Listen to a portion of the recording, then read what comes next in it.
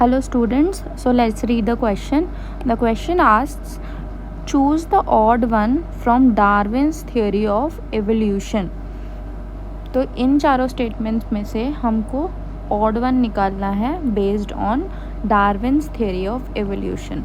तो let's look at the key concept सबसे पहले.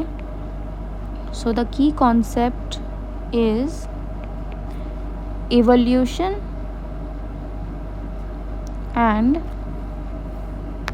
Darwin's theory.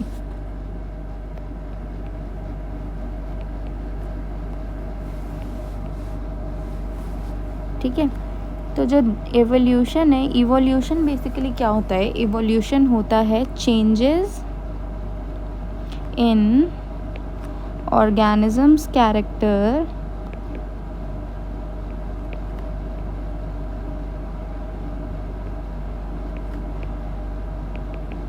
Over time.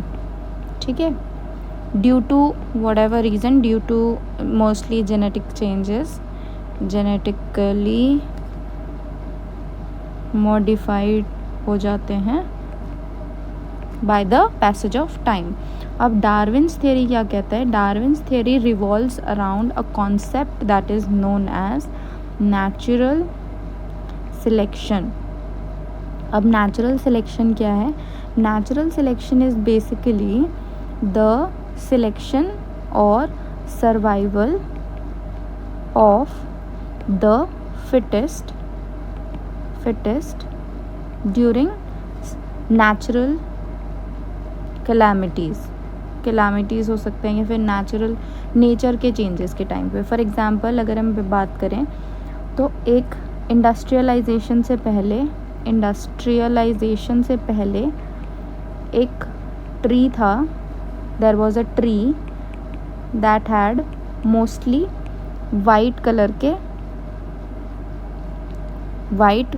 Colour के बटरफ्लाइज या फिर moth.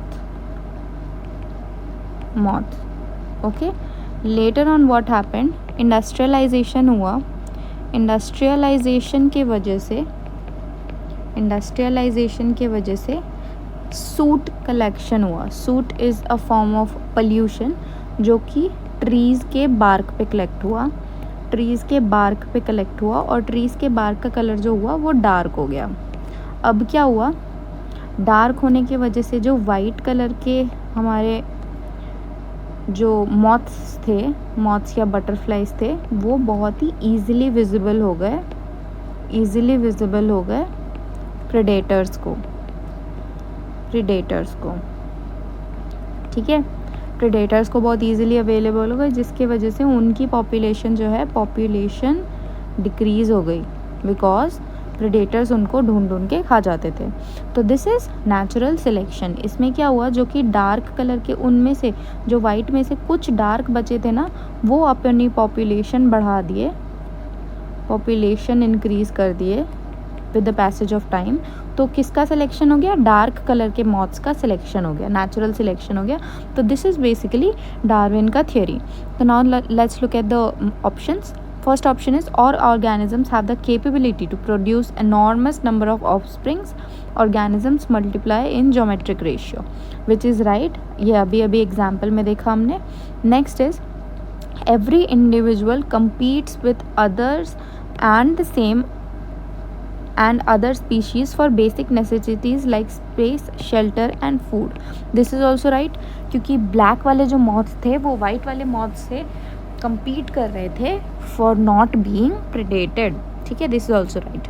Next is variations appear as a result of environmental changes. Yes, in terms of environmental changes अगर हम इस वाले एग्जाम्पल की बात करें तो इनमें क्या हुआ था? इंडस्ट्रियलाइजेशन आ गया था जिसके वजह से सूट कलेक्शन हो गया था.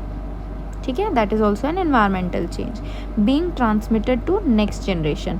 अब ये इंडस्ट्रियलाइजेशन की वजह से जो सूट अक्यूमुलेशन होता है वो नेक्स्ट जनरेशन में पास ऑन हो गया. तो this is also correct. Let's look at the fourth option. If an organ is constantly used it would be better developed, whereas disuse of the organs result in its degeneration. This is correct, but this is not Darwin's theory. This is Lamarck's theory. Lamarck's theory क्या कहता है? लमार्क्स theory ये कहता है कि जो भी acquired traits होते हैं या फिर कोई ऐसे ट्रेट जो लॉस्ट हो जाते हैं ड्यूरिंग द लाइफ स्पैन, वो भी पास ऑन हो सकते हैं। तो this is Lamarck's theory. Therefore option D is suitable because this is the odd one, क्योंकि ये तीनों जो हैं A B and C both are part of Darwin's theory, but the fourth one is a part of Lamarck's theory. I hope आपको समझ आया हो. All the best.